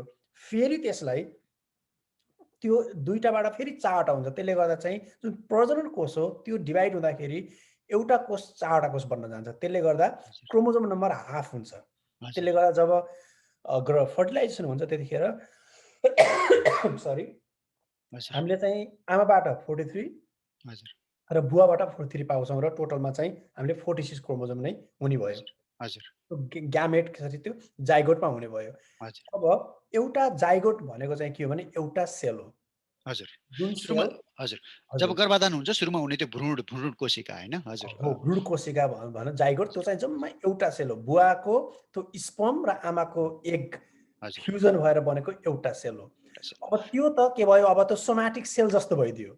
हजुर 23वटा बुवाको क्रोमोजोम 23वटा आमाको क्रोमोजोम हजुर मिलेर बनेको एउटा कोष थियो, त्यसलाई हामी जाइगोट भन्थ्यौँ। त्यो हजुर अब सोमाटिक सेल जस्तो भयो। अब त्यो एउटा सेल हजुर फेरि डिभाइड भएर हजुर विभाजन भएर दुईटा बन्ने भयो। हजुर त्यतिखेर चाहिँ सुरुमा डिभाइड हुनुभन्दा पहिला डबल हुने भयो, हजुर फेरि डिभाइड हुँदाखेरि 46 मेन्टेन हुने भयो। हजुर हजुर त्यसले गर्दा चाहिँ प्रजनन कोषहरू पनि डिभाइड हुनुभन्दा पहिला, विभाजन हुनुभन्दा पहिला क्रोमोजोम डबल हुन्छन्, तर एउटा कोष 4वटा कोष भन्दाखेरि के हुने भयो भने क्रोमोजोम आधा हुने भयो र हजुर फ्युजन हुँदाखेरि जस्ताको तस्तै क्रोमोजोम हुने भयो। र हजुर सोमाटिक सेल्सहरू अथवा वृत्ति कोषहरू चाहिँ पहिला सुरुमा विभाजन हुनुभन्दा पहिला डबल हुने भयो क्रोमोजोमहरू, हजुर अनि विभाजन हुँदा जस्ताको तस्तै त्यही रहने 46 मेन्टेन हुने हजुर भयो। त्यो त्यो चाहिँ ग्यामेटहरूको चाहिँ हो फ्युजनले चाहिँ त्यो तपाईँको विविधताहरू पनि ल्याउने भयो किनकि लिएर आउने। बुवापट्टिबाट एउटा क्रोमोजोमहरू आयो आमापट्टिबाट अर्को आयो भनेपछि त गुणहरू पनि फरक फरक आए होइन त्यसरी नै तपाईँको चाहिँ गुणवत्तामा फरक आउने भयो होइन एकदमै। हामी त्यसले गर्दा चाहिँ हजुर कोही पनि हो यो वर्ल्डमा भनिन्छ no two individuals are alike, अथवा यो विश्वमा भएका कोही पनि इन्डिभिजुअल्सहरू कुनै पनि व्यक्तिहरू उस्तै छैनन् भन्नको कारण के हो भने, अथवा एउटै हजुर बुवाबाट जन्मेका कुनै पनि अब हजुर जुम्ल्याहा बाहेक त्यसको हजुर फरक मेकानिजम छ। हजुर किन हामी कुनै पनि दाजुभाइ दिदीबहिनीहरू एउटै हुँदैनौँ भन्दाखेरि जब ग्यामेटमा स्पर्म र एगहरू फ्युजन हुन्छन् त्यतिखेर जुन क्रोमोजोममा जुन रिकम्बिनेसन हुन्छ हजुर त्यतिखेर चाहिँ प्रत्येक पटक फरक तरिकाले हुन्छ र हामी फरक इन्डिभिजुअल जन्मिन्छौँ। गुणहरू लिएर आउँछौँ हजुर हो। यसको बारेमा हामी त्यसले गर्दा फेरि चाहिँ चर्चा गर्नेछौँ अघि नै सुरुमा हामीले भन्न खोजेको चाहिँ हजुर ठ्याक्क अग्लो र होचो मिलेर 3टा अग्लो एउटा होचो मात्र होइन, अब ह्युमनमा आयो भने त त्यो ठिक्कको हाइट पनि हुन सक्ने भयो, अलि हजुर होचो अलि अग्लो पनि हुन सक्ने भयो होइन हजुर र? हजुर अब एकदम एकदम तपाईँ अघि हामीले यो चर्चा गर्दै आयौँ डाक्टर पङ्गेनी कि बुवाबाट आदि चाहिँ तपाईँको होइन क्रोमोजोम्स आउने भयो र आमाबाट आदि क्रोमोजोम्स आउने भयो र त्यो कसरी चाहिँ तपाईँको ती दुइटामा फ्युजन हुन्छ भन्ने कुराले नै तपाईँको बाँकी गुणहरूलाई निर्धारण गर्छ होइन कुनै हजुर चाहिँ तपाईँको प्रबल हुन जान्छन् र कुनै लुप्त हुन जान्छन् त्यही अनुसार बाहिरी गुणहरू पनि देखिन्छन् होइन फेनोटाइपमा अब सामान्यतया चाहिँ तपाईँको मानवको जेनेटिक्सको चाहिँ तपाईँको अध्ययन गर्दाखेरि सामान्यतया केही प्रबल गुणहरू देखिने र केही लुप्त गुणहरू भनेर चाहिँ तपाईँको यो अध्ययनको आधारमा अहिलेसम्म देखिएको होइन तपाईँको तथ्याङ्कको आधारमा चाहिँ वर्गीकरण गरिएका छन् केही चाहिँ तपाईँका यी प्रबल गुणहरू मानवमा देखिने प्रबल र लुप्त गुणहरू केही उदाहरणहरू भनिदिनुहोस् न भाइ बहिनीहरूलाई हो, हजुर अब यो एकदमै चाखलाग्दो विषय हो। मलाई लाग्छ यो पनि भाइ बहिनीहरूले आफ्नो क्लासमा एउटा हजुर रमाइलोको लागि सबै साथीहरू मिलेर यो एक्सपेरिमेन्ट गर्नुपर्छ हजुर भन्ने लाग्छ। र हजुर त्यति मात्र होइन, ती साथीहरूले चाहिँ आफ्नो बुवा आमालाई पनि यो तपाईँले यस्तो गर्नुहोस् त भनेर चाहिँ भन्ने र एउटा चार्ट तालिका बनाएर चाहिँ यो गुण चाहिँ बुवा आमाबाट आएको रहेछ कि मामा घरको बुवा आमाबाट आएछ कि भनेर बुझ्ने यो एकदमै राम्रो अध्ययन र एउटा चाखलाग्दो रमाइलो एक्सपेरिमेन्ट हुनसक्छ क्लासमा। जस्तो कुराको लागि चाहिँ गालामा खाल्टो पर्ने त्यसलाई चाहिँ हामीले प्रबल गुण मानिन्छ, हजुर गालामा खाल्टो नपर्नेलाई चाहिँ हामीले चाहिँ यो लुप्त लुप्त गुण। गुण हजुर अनि अर्को चाहिँ घुम्रिएको कपाल र नघुम्रिएको कपाल त धेरै फेमस छ है। हजुर अहिले पहिला पहिला कुनै जमानामा चाहिँ घुम्रिएको कपाल, हाम्रो जमानामा हजुर घुम्रिएको कपाल चाहिँ यो अचम्म के लाग्न सक्छ भाइ बहिनीहरूलाई भने चाहिँ घुम्रिएको कपाल चाहिँ लुप्त हो कि भन्ने लाग्छ, होइन। घुम्रिएको कपाल चाहिँ प्रबल हो र नघुम्रिएको कपाल चाहिँ एक्चुअली लुप्त हो। हेर्नुहोस् है ए कति रमाइलो छ यसमा चाहिँ। हजुर अब पहिला हजुर पहिलाको जमानामा के थियो भन्दाखेरि घुम्रिएको कपाल हुनुभन्दा ओहो राम्रो कपाल भन्ने लाग्थ्यो। अहिले चाहिँ फ्यासनले घुम्रिएको कपालतिर मान्छे बढी एट्र्याक्टेड हुन थालेको छ, आकर्षित भइरहेको छ आकर्षित हुन थालेको छ, तपाईँहरूलाई थाहा नै छ। हजुर अब त्यसै गरेर बुढी औँला पछाडि नमुडिने, बुढी औँला पछाडि मोडिने, नमुडिने चाहिँ प्रबल हो, मोडिने चाहिँ लुप्त हो। जिब्रो दोब्रिने बटारिने, तपाईँहरूले जिब्रोलाई गरेर बटार्न खोज्नुभयो भने त्यो हजुर चाहिँ त्यो पछाडि जुन बटार्न मिल्ने चाहिँ त्यो बटारिने चाहिँ दोब्रिने बटारिने प्रबल हो, जुन जिब्रो हजुर दोब्रिने र हजुर नदोब्रिने चाहिँ लुप्त हो। तपाईँहरूले आफैले बटार्न सक्नुहुन्न अथवा चाहिँ दोबार्न सक्नुहुन्न भनेर ट्राई गर्न सक्नुहुन्छ। हजुर हजुर एकदम कानको एकदम लोटी नजोडिने र जोडिने, हजुर, कति रोचक कुराहरू छन्। भाइ बहिनीहरू, अब हामीले चाहिँ अघि डाक्टर पङ्गेलले भन्नुभएको थियो कि कोशिकाहरूबाट भ्रूण बन्छ होइन, त्यसबाट तपाईँको फेरि माइटोसिस हुँदै चाहिँ तपाईँको होइन त्यो वृद्धि हुँदै हुँदै हाम्रा विभिन्न कोशिका बन्छन् होइन, तपाईँको कहीँ हड्डी बन्छ, कहीँ तपाईँको रगत बन्छ, त्यो सबै कुरा त्यहीँबाट बन्छन् होइन। अब तपाईँको चाहिँ यो के अघि हामीले चर्चा गरेका थियौँ भाइ बहिनीहरू, बुवा आमाबाट कुनै अग्लो गुण पनि छोराछोरीमा जान सक्छ भने, यदि चाहिँ तपाईँको आनुवंशिक कुनै एउटा बिमारी छ, कुनै कमजोरी छ भने त्यो पनि जान सक्ने भयो होइन। जस्तै एउटा तपाईँको भाइ बहिनीहरूले एउटा सुनेको होला सिकल सेल एनिमिया अथवा डायबिटिस होइन, जुन मधुमेह हुन्छ, टाइप 2 डायबिटिस भन्ने एउटा हुन्छ, टाइप 1 हो के अरे होइन। टाइप 1 डायबिटिस चाहिँ जुन चाहिँ आनुवंशिक रूपमा हुन जान्छ, जुन चाहिँ तपाईँको हाम्रो शरीरको भाइ बहिनीहरू, हाम्रो ग्रन्थि प्रणालीको चर्चा गर्दा पहिला हामीले प्याङ्क्रियाजको बारेमा कुरा गरेका थियौँ, जसले तपाईँको इन्सुलिन भन्ने एउटा हर्मोनको उत्पादन गर्ने गर्छ शरीरमा होइन, जसले हाम्रो शरीरमा खानाबाट खाएको ग्लुकोजको मात्रालाई कतिसम्म पचाउने, कति नियन्त्रित गर्ने भन्ने कुरा निर्धारण गर्छ। यदि त्यो इन्सुलिन भन्ने त्यो प्रोटिन होइन, त्यो तपाईँको किण्वक, त्यो चाहिँ तपाईँको इन्जाइम बनाउने तपाईँको चाहिँ ती कोशिकाहरूमा अथवा त्यो तपाईँको आनुवंशिक रूपमा त्यसमा समस्या छ भने त तपाईँको त्यो पर्याप्त मात्रामा चाहिने इन्सुलिन शरीरले उत्पादन गर्न सक्दैन, र त्यस्तो परिस्थितिमा शरीरमा ग्लुकोजको मात्रा बढी हुन जान्छ, किनकि तपाईँको इन्सुलिन पर्याप्त नभएपछि त्यसले त्यसलाई कन्ट्रोल गर्न सकेन होइन। अब त्यस्तो स्थितिमा चाहिँ एउटा जीव विज्ञान प्रविधि आजकल विकसित भएको छ डाक्टर राजेन्द्र पङ्गेनी। भाइ बहिनीहरूलाई अलिकति यो प्रविधिको बारेमा भनिदिनुहोस् न, यसले कसरी चाहिँ तपाईँको यस्ता कुराहरूको यस्ता कमजोरीहरूको विरुद्ध औषधि बनाएर इन्जेक्सनबाट दिएर हुन्छ कि ट्याब्लेटबाट खाएर हुन्छ कि कसरी यो विकसित भइरहेको छ जीव विज्ञान प्रविधि, त्यसको बारेमा अलिकति भाइ बहिनीहरूलाई भनिदिनुहोस्। Thank you Vishnuji. एकदमै महत्त्वपूर्ण प्रश्न। कहिलेकाहीँ भाइ बहिनीहरूलाई के लाग्न सक्छ भन्दा, हामीले यो पढेका छौँ, किन पढेका छौँ, अथवा हामीले पढेर यसको उत्तरदायिता के हो, यसको उपयोगिता के हो भन्ने लाग्न सक्छ। यो कति महत्त्वपूर्ण छ भन्दाखेरि, उदाहरणको लागि यदि मेन्डलले केराउको कोसाहरूमा, केराउको दानामा, केराउको रुखमा यो अनुसन्धान नगरेको भए यो गुडको बारेमा, लुप्त गुड, प्रबल देखिने गुड र गुडहरू कसरी यो बुवा आमाबाट अथवा एउटा पुस्ताबाट अर्को पुस्तामा अथवा चाहिँ सन्ततिहरूमा सर्छ भन्ने थाहा हुन्थेन, र कस्तो गुणहरू सर्छ र कस्तो गुणहरू सर्दैन भन्ने थाहा हुन्थेन, एउटा कुरा। दोस्रो कुरा, फेरि ती गुण सर्ने गुणहरूलाई हामीले नियन्त्रण गर्न सकिँदैन भन्ने अर्को प्रश्न, जुन अहिले विष्णुजीले भन्नुभयो भर्खरै। अनि दोस्रो कुरा चाहिँ के हो भने, जस्तो उदाहरणको लागि एउटा कुरा एकदम महत्त्वपूर्ण कुरा, यो धेरैलाई अलि थाहा पनि छ होला, अहिले त अलिकति चेतना पनि बढ्यो। हाम्रो छोरी र छोरा जन्मिनुमा चाहिँ बुवाको होइन, आमाको होइन, बुवाको बढी हात हुन्छ भन्ने कुरा भाइहरूले बुझ्नुपर्छ। जस्तै सरी, मैले अलिकति खोकी लाग्यो आज। जस्तै हामीले अघि 46 क्रोमोजोम भनेका थियौँ, एउटा प्रजननको कुरा गरेका थियौँ होइन। क्रोमोजोममा पनि 22 जोडी भनेको चाहिँ त्यो अटोसोम्स भन्छ, त्यसले शरीरलाई को सेक्स डिटर्मिनेसन भन्छ नि, लिङ्गमा निर्धारण गर्दैन। र एक जोडी क्रोमोजोम भनेको महिलामा XX हो र पुरुषमा XY। त्यसले गर्दा हामीसँग 44 वटा क्रोमोजोम X र Y गरेर 46 वटा हुने हो। महिलाहरूमा चाहिँ 44 वटा र X गरेर 46 वटा हुने हो। यदि महिलाबाट हामीले X पायौँ र हामीले X दियौँ भने चाहिँ छोरी जन्मिनु भयो। यदि महिलाबाट X नै पाउने जसरी पनि हामीले Y दियौँ भने छोरा जन्मियो। त्यसले गर्दा छोरा र छोरीको निर्धारणमा एक्चुअली बाउको कति राम्रो कुरा भन्नुभयो। बाउको शुक्राणुको चाहिँ त्यसमा बढी चाहिँ भूमिका हुन्छ होइन। गाउँघरमा भाइ बहिनीहरूले अघिल्लो पुस्तासम्म एउटा कुरीति थियो कि तपाईँको होइन छोराछोरीमा विभेद गर्ने, त्यसपछि छोरा जन्मेन भनेर बहुविवाह गर्ने, यस्तो खालको कुरीति थियो। भाइ बहिनीहरूले एउटा कुरा के बुझ्नु पर्यो भने, आनुवंशिकको अध्ययनले के भन्छ भने छोरा अथवा छोरीको निर्धारण चाहिँ बुवामा भर पर्ने कुरा, आमामा होइन होइन। त्यसैले त्यो तपाईँको त्यो रूढिवादी जुन परम्परा थियो महिलामाथि दोष थुपार्ने, त्यो चाहिँ एकदम गलत कुरा हो होइन।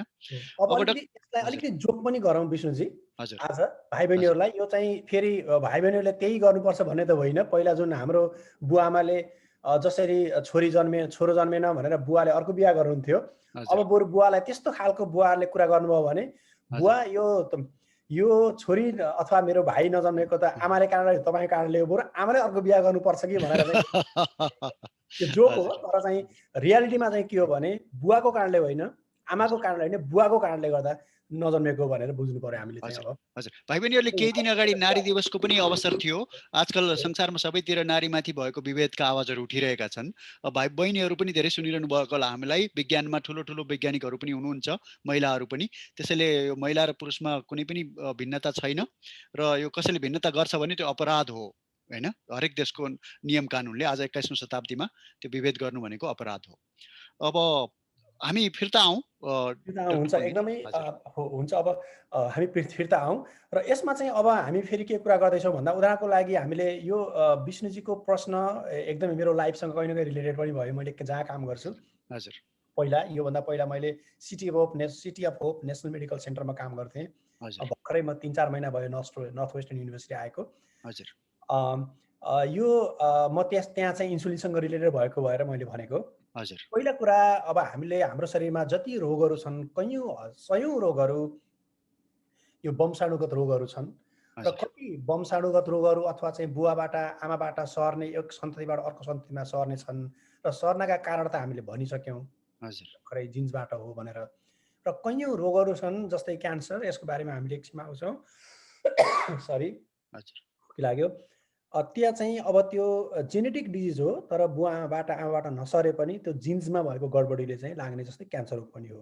हजुर पहिलो कुरा उदाहरणको लागि हामीले अब अहिले विष्णुजीले दिएको उदाहरण चाहिँ इन्सुलिनको कुरा गरौँ। इन्सुलिन भनेको एउटा हर्मोन हो, डायबिटिज अथवा मधुमेह। हजुर त्यसमा पनि टाइप हुन्छ, टाइप 1 र 2 हुन्छ। त कुन टाइप पनि नभनौँ, एउटा हजुर टाइप, कुनै टाइप चाहिँ बुवाबाट सन्ततिमा सर्छ, कुनै टाइप चाहिँ सर्दैन। हजुर अब यसमा अब सर्ने टाइप कस्तो हुन्छ भन्दाखेरि, जस्तै उदाहरणको लागि मधुमेह जस्तै अन्य कैयौँ रोगहरू। हजुर अब सिम्पल इक्जाम्पल लिउँ, हाम्रो शरीरमा हामीले इन्सुलिन, हाम्रो शरीरमा ल मधुमेह अब भन्छौँ। मधुमेह किन हुन्छ भन्दाखेरि हाम्रो शरीरमा हामीले जब चिनी, यसलाई नामै चिनी रोग भन्छ नेपालीमा, सुगर हजुर रोग भन्छ, चिनी रोग। हजुर हाम्रो शरीरमा चिनीको मात्रा बढ्छ हजुर रगतमा। हजुर रगत चेक गऱ्यो भने सुगर बढी देखिन्छ।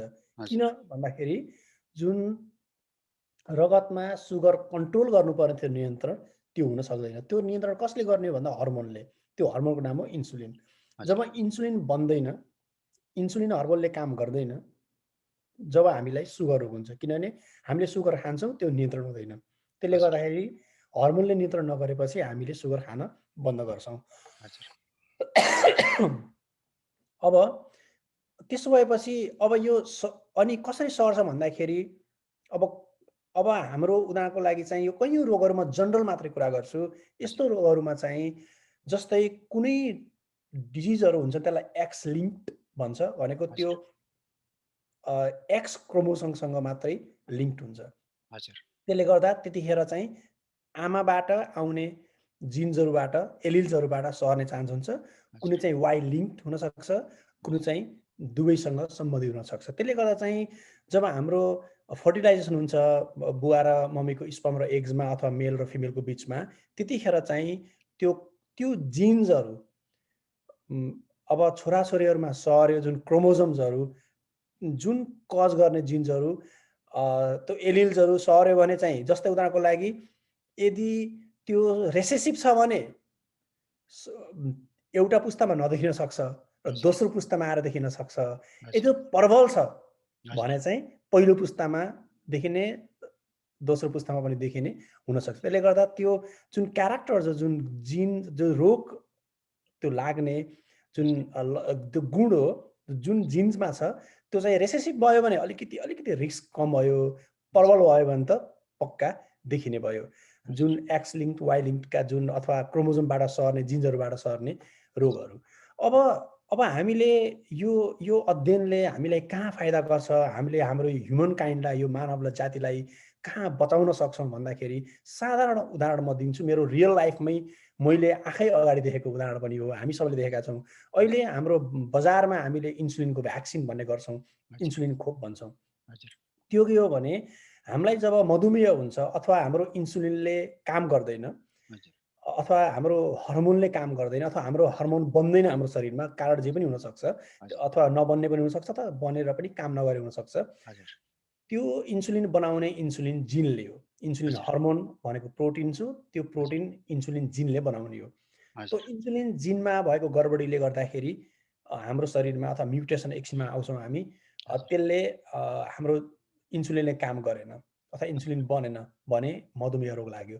त्यसले गर्दा त्यो इन्सुलिन बाहिरै बनाएर हजुर अनि हामीले इन्जेक्सन लिने हो।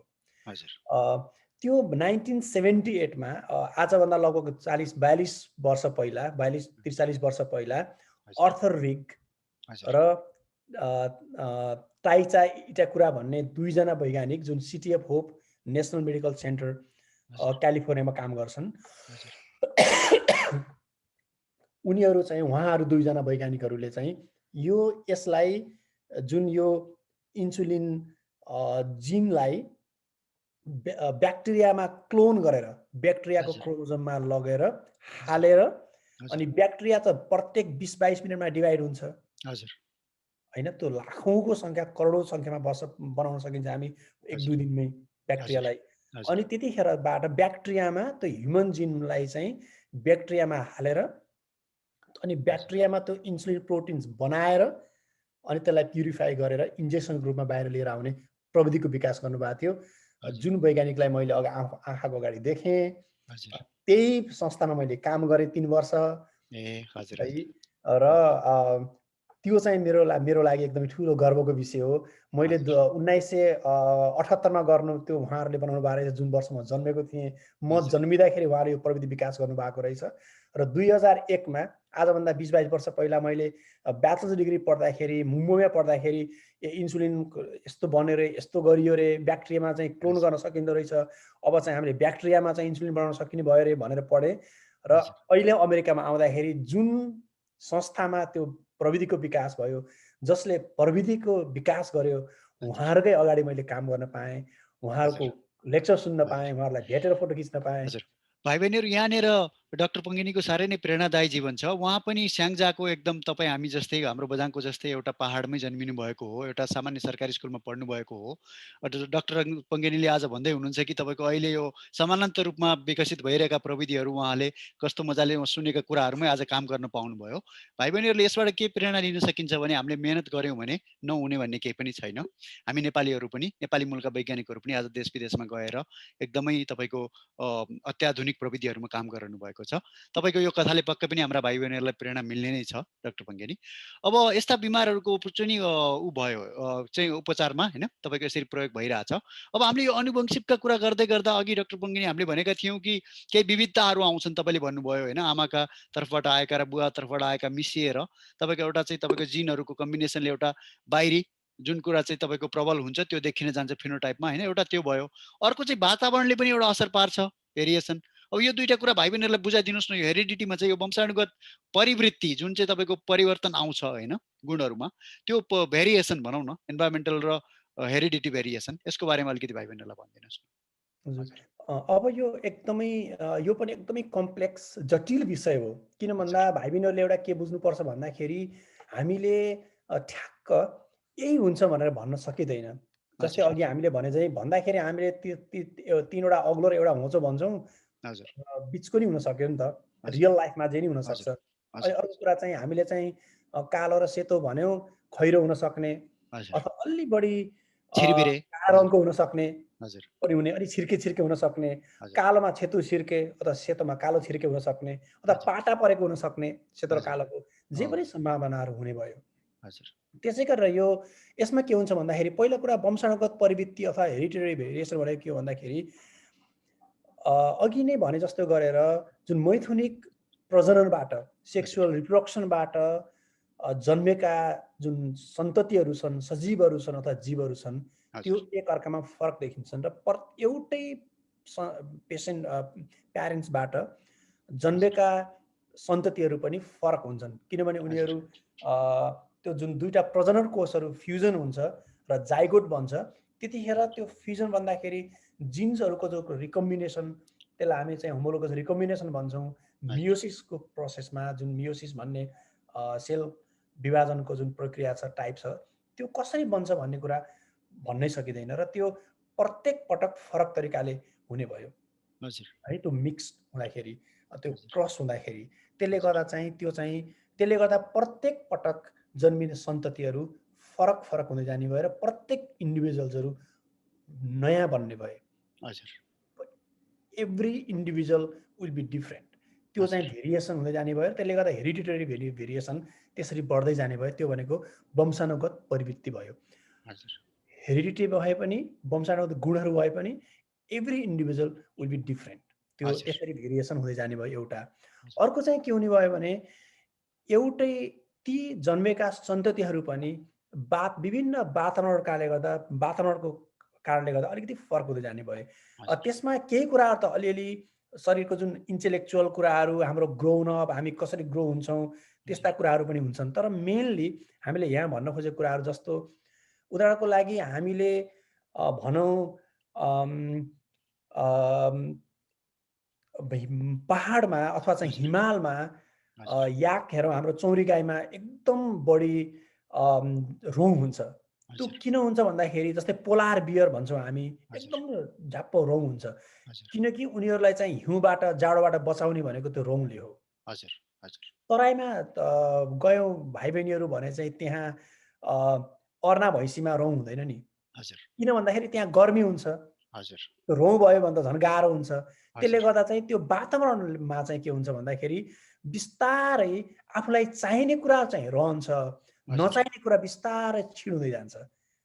त्यो वातावरणले त्यसरी प्रभाव पार्छ। तर यसको लागि चाहिँ लामो समय लाग्न जान्छ। यो त एकैचोटिमा हुने कुरा होइन। कयौं पुस्ता, कयौं हजारौं वर्ष पनि लाग्न सक्छ केही गुणहरू यसरी पुरै परिवर्तन हुन, होइन र? एकदमै। जस्तै उदाहरणको लागि अहिले हामीले त देख्न पाइँदैन होला, तर के चाहिँ भनिएको छ भने जस्तो उदाहरणको लागि एउटा कुरा, हाम्रो जुन कानको जुन बाहिर छ, जुन कानको लोती भन्छ होला नेपालीमा, होइन, यो चाहिँ सानो हुँदै गएको भन्ने कुरा आएको छ। किनभने त्यसको त्यति ठुलो उपदायिता छैन नि त अहिले, यो सानो हुँदै गएको भन्ने छ। त्यसै गरेर अब अहिले हामीले उदाहरणको लागि टेल बोन भन्छ कि, हाम्रो त अब पुच्छ त छैन, त्यो पछाडिपट्टि त हाम्रो सानो हुँदै गएको भन्ने कुरा भएको छ। त्यसै गरी जस्तै एपेन्डिक्स हेरौँ न, हामीले एपेन्डिक्सको अपरेसन गर्ने पनि भनेर भाइ बहिनीले सुनेको हुनुपर्छ। कहिलेकाहीँ त्यो एपेन्डिक्स भनेको सानो आन्द्राको त्यो टुसो पलाएको हो।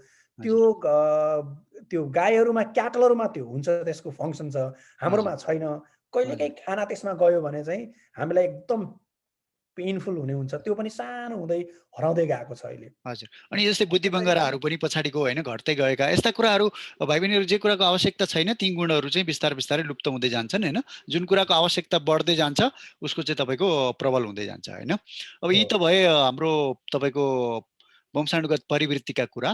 अब एउटा परिवृत्तिले चाहिँ तपाईँको उत्थानलाई त मद्दत गर्छ नि, डाक्टर पङ्गेलले भन्नुभयो जस्तै परिवृत्तिसँग मिल्दोजुल्दो एउटा अर्को प्रक्रिया हो, त्यो चाहिँ उत्परिवर्तन, होइन? त्यो चाहिँ तपाईँको अचानक हुने कुरा भयो। यो परिवृत्ति चाहिँ तपाईँको अलि समय लागेर पनि हुन सक्ला, होइन, बिस्तारै केही पुस्तामा हुन सक्ला। तर यो उत्परिवर्तन, म्युटेसन, होइन, तपाईँको चाहिँ एकैचोटि हुने कुरा हो। अलिकति भाइ बहिनीहरूलाई म्युटेसन, परिवृत्ति र चाहिँ उत्परिवर्तनको फरक र विशेष गरी म्युटेसन भनेको के हो भनिदिनुहोस् न। हजुर। एकदम विष्णुजी, अब पहिला कुरा चाहिँ जब हामीले परिवृत्ति भन्यौँ, भेरिएसन भन्यौँ, वातावरणबाट हुने भेरिएसन भन्यौँ भाइ बहिनीहरूलाई, त्यो चाहिँ अब भेरिएसन कसरी हुन्छ त भन्दाखेरि हामीले एकदम के बुझ्नुपर्छ भने हाम्रो गुणमा, हाम्रो लक्षणमा, हाम्रो बनावटमा, जुन फिनोटाइप भन्छौँ हामीले, त्यहाँ देखिने प्रत्येक कुरा चाहिँ केले गाइड गर्छ त, केले निर्देशित गर्छ भन्दा त्यसलाई वंशाणुले, जिन्सले निर्धारित गर्छ है। जस्तै उदाहरणको लागि हामीले भन्यौँ अब रुखको त्यो बोक्राहरू खाने चराहरूमा त्यो ठोड भन्छ, त्यो बिक ठुलो हुनु पर्यो, त्यो तिखो हुनु पर्यो, होइन त? त्यसै गरेर उड्ने चराहरूमा प्वाखहरू ठुलो हुनु पर्यो, नउड्नेमा सानो हुनु पर्यो। यस्ता कुराहरू अघि हामीले अरू उदाहरण पनि दियौँ। त्यो गाइड गर्ने, त्यसलाई निर्देशित गर्ने केले हो भन्दा जिन्सले हो, अथवा डिएनए भन्छौँ हामी। लामो क्रोमोजोमलाई हामीले फुकायौँ भने डिएनए हुन्छ, लामो रेसा जस्तो हुन्छ, त्यसको स्ट्रक्चर, बनावट भाइ बहिनीहरूलाई थाहा छ होला सायद। र त्यो डिएनए को हामीले एक एक सेगमेन्ट हेऱ्यौँ भने त्यसलाई हामी जिन्स भन्छौँ, होइन?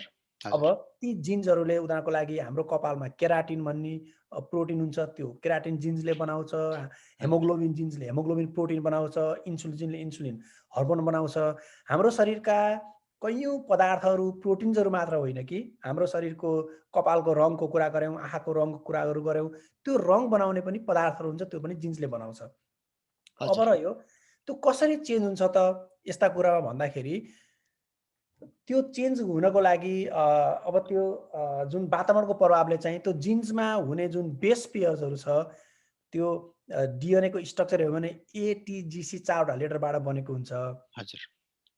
त्यो 3वटा लेटरको कम्बिनेसनले एमाइनो एसिड बन्छ, एमिनो एसिडले प्रोटिन बनाउँछ। अथवा छोटोमा अब डिटेलमा जानुभन्दा पनि भाइ बहिनीहरूलाई कति मात्रै भनौँ भने चाहिँ त्यो जिन्समा भएको जुन सिक्वेन्सको परिवर्तनले गर्दाखेरि हामीमा आउने ती परिवर्तनहरू, रोगहरू लाग्ने अथवा चाहिँ त्यो प्रोटिन्समा फरक पार्ने, जस्तै एउटा कुनै उदाहरणको लागि हामीले सिओएमई कमको ठाउँमा ईको ठाउँमा ए राख्दै भने त कोमा भयो नि त, फरक मिनिङ दियो। त्यसले गर्दा इन्सुलिन जिनलाई चाहिने जुन सिक्वेन्स हो त्यो एउटा दुईटा तलमाथि भइदियो भने के हुने भयो भने त्यो इन्सुलिनले कामै नगर्न सक्ने भयो। त्यसले गर्दाखेरि त्यो चाहिँ एकाएक परिवर्तन भयो भने त्यो चाहिँ म्युटेसन हुने भयो, त्यसले अलि ठुलो त्यो असर हुने भयो। र बिस्तारै बन्दै जाने भनेको के हो भने वातावरणले बन्दै जाने चाहिँ त्यो शरीरले एडप्ट गर्छ र त्यसले चाहिँ असर गर्दैन। तर वर्षौं लागेर भनौँ न लाखौं करोडौं वर्षपछि मात्रै देखिन्छन् ती गुणहरू, जुन वातावरणबाट आउने परिवर्तन भेरिएसन। तर म्युटेसन भनेको उत्परिवर्तन भनेको तुरुन्त जुन डिएनए को सिक्वेन्समा आउने परिवर्तनले, एटिजी जुन 4वटा लेटर छ त्यो आउने परिवर्तनले चाहिँ म्युटेसन, त्यसलाई म्युटेसन भन्छौँ। त्यसले चाहिँ एकदम त्यसको असर अकस्मात हुने भयो र अकस्मात नयाँ गुणहरू देख्ने भयो। त्यसले चाहिँ रोगहरू पनि लाग्न सक्ने भयो र कुनै एकदमै कुनै ठुलै परिवर्तन पनि देख्न सक्ने भयो जीवहरूको बनावटमा। हजुर, धन्यवाद डाक्टर पङ्गेनी। अब म्युटेसन चाहिँ ल्याउने ती त्यस्ता बाहिर होइन तपाईँको वातावरणबाट पार्न सक्ने तपाईँको कुनै रसायन होलान् अथवा कुनै तपाईँको गामा रेजहरू होलान् होइन, त्यस्ता प्रकाशका ती विकिरणहरू होलान् जसले चाहिँ तपाईँको हाम्रो डिएनएलाई ड्यामेज गर्छन् र चाहिँ तपाईँको यो उत्परिवर्तन चाहिँ तपाईँको म्युटेसन ल्याउँछन् होइन। अब उत्परिवर्तनको कुरा गर्दै गर्दा तपाईँको कुनै कुनै यो उत्परिवर्तन तपाईँको कुनै कोशिकामा भयो र त्यो अझ तपाईँको विभाजित हुँदै जाँदा त्यो उत्परिवर्तन अर्को उत्परिवर्तन भयो, त्यसरी चाहिँ बढ्दै बढ्दै गएपछि जुन त्यस्तो वृद्धि हुने क्षमतामा चाहिँ तपाईँको अझै बढी नकारात्मक असर पर्यो भने अनियन्त्रित वृद्धि हुन जान्छ होइन कोशिकाहरूको, जसलाई सामान्यतया हामी क्यान्सर भन्छौँ। डाक्टर पन्दिगिनी, हजुर चाहिँ क्यान्सरकै क्षेत्रमा चाहिँ अन्वेषण गरिरहनु भएको हुनाले यो उत्परिवर्तनले चाहिँ तपाईँलाई कसरी क्यान्सर चाहिँ तपाईँको रोगको चाहिँ तपाईँको विस्तार गर्छ र त्यसको लागि वैज्ञानिकहरूले कसरी चाहिँ नियन्त्रण गर्ने कामहरू गर्दैछन् त्यो अलिकति भाइ बहिनीहरूलाई भनिदिनुहोस् न। एकदमै राम्रो प्रश्न विष्णुजी। अघि हामीले इन्सुलिनको उदाहरण दियौँ। मैले आफ्नै आँखा अगाडि त्यो इन्सुलिनलाई ब्याक्टेरियामा लगेर क्लोन गरेर ब्याक्टेरियामा लगेर मान्छेमा उत्पादन हुने इन्सुलिन ब्याक्टेरियाबाट बनाएर त्यसलाई प्युरिफाई गरेर कुनै कम्पनीमा चाहिँ म्यानुफ्याक्चर उत्पादन गरेर अहिले हामीले इन्जेक्सनको रूपमा लिएको कुरा गरेँ। अझै वैज्ञानिकहरूले त कस्तो पनि गर्ने अहिले कुरा भइरहेको स्टडी पनि भइसकेको छ भने हामीले त्यही इन्सुलिन गाईमा लगेर क्लोन गर्न सक्यौँ भने त हाम्रो दुधमै आउने भयो इन्सुलिन। है कति ब्युटिफुल हेरौँ न, हामीले भैँसीको दुध गाईको दुध खाँदाखेरि हामीले इन्सुलिन त्यही हुन्छ। ब्युटिफुल हो नि होइन त, यस्तो कुराहरू पनि छन्, आएका छन्। अब रह्यो विष्णुजीको एकदम महत्त्वपूर्ण प्रश्न भनेको म्युटेसन अथवा उत्परिवर्तनले हुने रोगहरू, जस्तै एउटा क्यान्सर हो, कसरी हुन्छ, यसलाई कम गर्न, नियन्त्रण गर्न अथवा उपचारको लागि के कामहरू भएको छन् भन्ने कुरा।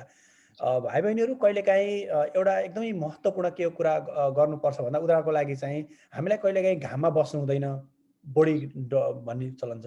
जस्तै हामी घाममा बस्दा हामी डढिन्छ भन्छौँ नि। कारण के हो भने जब हामी घाममा बस्छौँ हाम्रो शरीरलाई प्रोटेक्ट गर्न भनेर त्यो घामको किरणबाट, युभी रेजबाट बचाउनको लागि शरीरले चाहिँ मेलानिन भन्ने हर्मोन उत्पादन गर्ने भएको कारणले गर्दा, सिक्रेट गर्ने भएको कारणले गर्दा हामी चाहिँ कालो भएको त्यो राम्रो हो। अस्ट्रेलियाका व्यक्तिहरूमा, जुन अस्ट्रेलियाका नागरिकहरूमा छन्, उनीहरूमा मेलानिनको मात्रा कम हुने अथवा त्यो जिन्स जसले मेलानिन बनाउँछ त्यो कम हुने भएको गर्दाखेरि उनीहरू घाममा बस्यो भने के हुन्छ, उनीहरूमा त्यो र्यासेस आउँछ स्किन्समा, उनीहरू डर्दैनन्, उनीहरू काला हुँदैनन्, तर बरु त्यो र्यासेसहरू भन्छ नि जुन घमौराहरू आउने, अथवा घमौरा पनि भन्छ कि के भन्छ जे होस् होइन, घमौराहरू आउने गर्छ। र त्यही भएर अस्ट्रेलियाका व्यक्तिहरू बढी स्किन क्यान्सरको लागि बढी सेन्सिटिभ, संवेदनशील छन्। अस्ट्रेलियामा बढी स्किन क्यान्सर भेटिन्छ किनकि त्यहाँ चर्को घाम लाग्छ, युभी रेजले गर्दाखेरि डढेर त्यो भेटिएको छ। कुनै देशका व्यक्तिहरूमा कुनै प्रकारको क्यान्सरहरू बढी देखिन्छ है। नेपालको केसमा चाहिँ कुन जातिहरूमा, हाम्रो कुन जातमा अथवा कुन ठाउँमा कुन क्यान्सर बढी होला भनेर हामीले अझै अध्ययन गर्न बाँकी छ। अब हामी फेरि let's come back to the same point what Vishnuji asked. जस्तै अब चाहिँ हाम्रो शरीरमा जुन उत्परिवर्तनको कुरा गरे म्युटेसन्स त हामीलाई चाहिँदैन त्यो। किन त्यो हजुर, अकस्मात हुने चिज हो नि त। त्यो हजुर, अकस्मातको परिवर्तन हो। त्यसले हजुर, हामीलाई अलिक ठुलो असर गर्न सक्छ। हजुर, जस्तै अपरजर देख्ने भयो। हजुर, अब हाम्रो शरीरमा एकपटक कुनै म्युटेसन्स भयो कुनै कोषमा हजुर, र एउटा म्युटेसन क्यान्सरको लागि एकपटकको एउटा म्युटेसन क्यान्सरको लागि एनफ नहुन पनि सक्छ, प्रशस्त नहुन पनि सक्छ। हजुर, त्यसलाई शरीरले रिपेयर गर्ने अथवा त्यो यत्तिकै साइलेन्ट सुसुप्त लुप्त भएर जाने पनि हुनसक्छ। तर हजुर, फेरि म्युटेसन भयो, एउटा म्युटेसन थियो उत्परिवर्तन भएको थियो, अकस्मात परिवर्तन भएको थियो जुन डिएनए सिक्वेन्समा, फेरि भइदियो र मल्टिपल टाइम्स भइदियो भने त्यो कोष चाहिँ के हुने भयो भने फरक भइदिने भयो। त्यसमा हजुर, एकदम धेरै परिवर्तन देखिने भयो र त्यहाँका कुनै जिन्सहरू जुन शरीरलाई चाहिएका थिए, हजुर, होइन? त्यो हजुर, त्यसले बनाउने प्रोटिन्सहरू, हर्मोन्सहरू जुन हाम्रो शरीरलाई आवश्यक थिए राम्रो कामको लागि, त्यहाँ तलमाथि केही उथुल-पुथुल भनौँ न नेपालीमा भइदियो भने, हजुर, त्यहाँबाट एउटा हेल्दी स्वास्थ्य सेल क्यान्सर सेल बन्ने भयो। हजुर, त्यसले गर्दा हाम्रो शरीरमा क्यान्सरको उत्पत्ति कहाँबाट हुन्छ भन्दा एउटा एउटा कोषबाट हुने भयो। त्यो हजुर, कोष एउटा हेल्दी कोष क्यान्सर कोष बन्ने भयो। त्यसलाई हामीले नियोप्लाज्म भन्छौँ। त्यो हजुर, एउटा कोष क्यान्सर कोष बन्छ र उसबाट जन्मिने अथवा ऊबाट विभाजन भएर त्यो क्यान्सर कोषबाट विभाजित भएर आउने सबै सन्तति कोषहरू पनि क्यान्सरै कोष हुने भयो र धेरै भएपछि त्यसलाई हामीले चाहिँ एउटा गाँठो भनौँ न, एउटा लम्प जस्तो हुने भयो, थुप्रो हुने भयो सेल्सहरूको, त्यसलाई हामी चाहिँ ट्युमर भन्छौँ। हजुर, मुसा पनि ट्युमरै हो, तर त्यो क्यान्सर होइन, त्यो चाहिँ बिनाइन हो, त्यो हार्मलेस हुन्छ। हजुर, तर हजुर, लगभग त्यो मुसा हाम्रो शरीरमा निक्लिने मुसा पनि लगभग हजुर, ट्युमर चाहिँ हो। हजुर, त्यो सेलहरू बढी डिभाइड भएर अलिक फास्ट डिभाइड भएर बनेको एक्स्ट्रा हजुर, मास अफ सेल्स त हो नि त, हजुर, सेलको हजुर, पिण्ड त हो नि त। हजुर। हजुर। त्यसरी चाहिँ धन्यवाद डाक्टर पङ्गेनी। यसरी चाहिँ तपाईँको कसरी चाहिँ क्यान्सरबाट क्यान्सर वृद्धि हुन्छ शरीरमा भनिदिनु भयो होइन, एउटा सानो एउटा म्युटेसनबाट। मैले छोडेँ कि विष्णुजी, सरी मैले हजुर, इन्टरप्ट गरेँ। मलाई हजुर, लाग्छ मैले अझै अलिकति हजुर, मैले पुरै एन्सर दिइनछु कि जस्तो लाग्यो अहिले। म हजुर, अलिकति लामो मैले त्यो कन्सेप्ट बुझाउन मात्र लागेछु। हजुर, हजुर, अब हाम्रो शरीरमा जस्तै अहिले मैले अध्ययन गरेको चाहिँ के हो भने, हाम्रो हजुर, शरीरमा भयो अहिले 20,000 जिन्सहरू छन्। हजुर, त्यो कुन-कुन जिन्सहरू क्रोमोजोमको कुन-कुन ठाउँमा छ र त्यो हजुर, प्रत्येक जिन्सको नाम के हो र हजुर, प्रत्येक जिन्सले के काम गर्छ भन्ने लगभग पत्ता हजुर, लगाइसकिएको छ अहिले हजुर, वैज्ञानिकहरूले। हजुर, गत 20-25 वर्षमा यति ठुलो एडभान्समेन्ट भयो, हजुर, प्रगति भयो विज्ञान प्रविधिमा, हजुर, साइन्टिस्टहरूले लगभग पत्ता लगाइसकेका छन्। तर हजुर, त्यो जिन्सले कुन जिन्सले के रोग लाग्छ भन्ने कुरा अझै पुरै यो जिन्सले यो काम गर्छ, यो क्रोमोजोममा छ, जस्तै क्रोमोजोम 1 देखि 23 सम्म, हजुर, होइन? एक्स, वाइ हजुर, देखि 22 हजुर, क्रोमोजोम नम्बर 1, 2, 3, 4 हुँदै क्रोमोजोम 22 र 23 सम्म कुन-कुन काम गर्छ त? कुन जिन्स कहाँ छ भन्ने त थाहा भइसकेको छ। नाम पनि गराइसकेका छन् वैज्ञानिकहरूले। तर कुन जिन्सले के काम गर्छ र त्यसले चाहिँ अ, कुन त्यो जिन्समा आउने कुन म्युटेसनले के गर्छ भन्ने कुरा अझै हामी अध्ययन गर्दैछौँ। अब हजुर, मैले गरेको अध्ययन भनेको त्यो जिन्समा, जस्तै उदाहरणको लागि अहिले मैले चाहिँ लङ क्यान्सर, फोक्सोको क्यान्सरमा हजुर, अ, एउटा फोक्सोको क्यान्सर सरिभरि फैलिने क्यान्सर, हजुर, अर्को नफैलिने क्यान्सर। जस्तै फोक्सोको क्यान्सर फैलेर बोनमा जान्छ, मस्तिष्कमा जान्छ र त्यो गयो भने त कन्ट्रोल गर्न एकदम गाह्रो छ। 90% क्यान्सरबाट हुने मृत्यु चाहिँ क्यान्सर फैलेर हो। यदि ए हजुर, नफैलिएको भए हामीले धेरै कन्ट्रोल गर्न, नियन्त्रण गर्न सकिसक्थ्यौँ, उपचार हजुर, गर्न सक्थ्यौँ। हजुर, जब फैलिन्छ चारैतिर जान्छ अनि उपचार हजुर, गर्न एकदम गाह्रो हुन्छ र हजुर, फैलेपछि फेरि क्यान्सर अझै बढी एग्रेसिभ हुन्छ। हजुर, एकदम बढी त्यो युद्ध स्तरमा बढ्छ क्यान्सर। हजुर, मैले छोटोमा भन्नुपर्दा विष्णुजीलाई चाहिँ, भाइ-बहिनीहरूलाई, अब हजुर, मैले चाहिँ अहिले के गर्दैछौँ भन्दा वैज्ञानिकहरूले उदाहरणको लागि गरेको, यो मैले मात्रै होइन, हाम्रो टिमले, हजुर, तर हजुर, विश्वभर यसरी नै विभिन्न प्रकारका अध्ययनहरू भइरहेका छन्। हाम्रो ल्याबमा गरिएको, म र मेरो टिमले साथमा हामीले गरेको के हो भने, त्यो फैलिने र नफैलिने क्यान्सरमा कुन-कुन जिन्समा फरक छ, कुन हजुर, जिन्समा त्यो म्युटेसन्स भयो र म्युटेसन जस्तै अरू वातावरणीय जुन रासायनिक हुनसक्छ, अरू कुनै कारण हुनसक्छ, रसायन हुनसक्छ र हजुर, कुन जिन्समा आउने उथल-पुथल र चेन्जले, परिवर्तनले त्यो क्यान्सरलाई, नफैलिने क्यान्सरलाई फैलिने बनाउँदो रहेछ त। हजुर, त्यसलाई नफैलिने बनाउन सकिन्छ, सकिँदैन भनेर अहिले हामीले अध्ययन गर्दैछौँ, अनुसन्धान गर्दैछौँ। हजुर। धन्यवाद डाक्टर पतङ्गिनी। हाम्रो भाइ बहिनीहरूलाई ठुलो प्रेरणाको कुरा गर्नुभयो, अघि इन्सुलिनकोदेखि लिएर अहिले क्यान्सरको पनि। अब नेपाली मूलका वैज्ञानिकहरूले हाम्रो देशको प्रतिष्ठा बढाइरहनु भएको छ र तपाईँहरूले भविष्यमा तपाईँहरूको विज्ञताले हाम्रो देशलाई काहीँ न काहीँ रूपमा छुने नै छ। र अन्त्यमा हामी एकचोटि डाक्टर पतङ्गिनी सारांशतिर जाउँ। भाइ बहिनीहरू, सुरुमा हामीले कुरा गरेका थियौँ यो हेरिडिटी क्यारेक्टरहरू होइन, आनुवंशिकी लक्षणहरूको कुरा गरेका थियौँ र त्यो चाहिँ तपाईँको विभिन्न कुरा हुनसक्छ। कुनै अग्लो होचो रूपमा देखिने अथवा रङ्गीन रूपमा देखिने बिरुवामा हो भने, मान्छेमा हो भने विभिन्न अरू कपाल घुँघरो हुने अथवा यस्ता कुराहरूमा चाहिँ देखिने गर्छ होइन। कुनै चाहिँ तपाईँको लुप्त हुन्छ र कुनै प्रबल हुन्छ होइन। यो वंशानुगतहरूको यस्तै अध्ययनलाई चाहिँ तपाईँको जेनेटिक्स भनिन्छ। र अलिकति यसमा अरू अरू कुराहरू सुरुमा गर्नुभएको मेन्डलका, त्यो अलिकति छोटकरीमा भनिदिनुहोस् डाक्टर पङ्गेनी। केराउको बिरुवामा मेन्डलले कसरी गरेर चाहिँ विभिन्न पुस्तामा उहाँले अध्ययनको बारेमा एउटा निचोड निकाल्नु भएको थियो होइन, जसलाई लज अफ जेनेटिक्स पनि भनिन्छन् होइन। हजुर।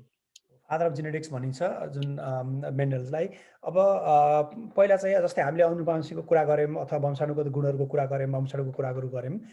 यो कसरी सर्छ भनेर चाहिँ मेन्डलले केराउको रुखहरू हेरेर उनका विभिन्न गुणहरू, जस्तै केराउको बोक्रा, त्यो पोटिलो र खुम्चेको, अथवा चाहिँ केराउको त्यो दाना जुन रिङ्कल अथवा खुम्चेको दाना र पोटिलो दाना, अथवा चाहिँ खैरो दाना र सेतो दाना, अथवा त्यहाँभित्रको रङ, केराउको दानाको रङ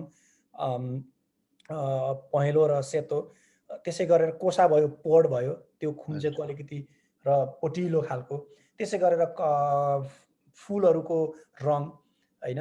त्यसै गरी विभिन्न प्रकारका गुणहरूलाई भएका केराउहरूलाई चाहिँ अग्लो र होचो केराउको बोट भयो, त्यसलाई क्रस गरेर सेचन गराएर अनि अर्को जेनेरेसनमा के आयो भनेर हेरे र उनले चाहिँ कुनै गुणहरू लुप्त हुँदा रहेछन् र पहिलो एउटा जेनेरेसनमा पुस्तामा नदेखिए पनि त्यो अर्को पुस्तामा गएर देखिँदो रहेछ भन्ने थाहा पाए। तर जुन लुप्त क्यारेक्टर छ, रेसेसिभ छ, कुनै प्रबल हुन्छ, जुन डोमिनेन्ट छ, त्यसले चाहिँ हाम्रो शरीरका हाम्रा कैयौँ रोगहरू पनि त्यो कुनै जिन्सहरू छ, जुन लक्षणहरू छन्, जुन जुन प्रबल छन्, त्यहाँ हुने मा आउने परिवर्तनले अथवा त्यहाँ रोग लाग्यो भने चाहिँ हाम्रो पछि गएर त्यो हामीलाई अझै बढी डेन्जर हुने भयो, रोगहरूको रिस्क बढी हुने भयो।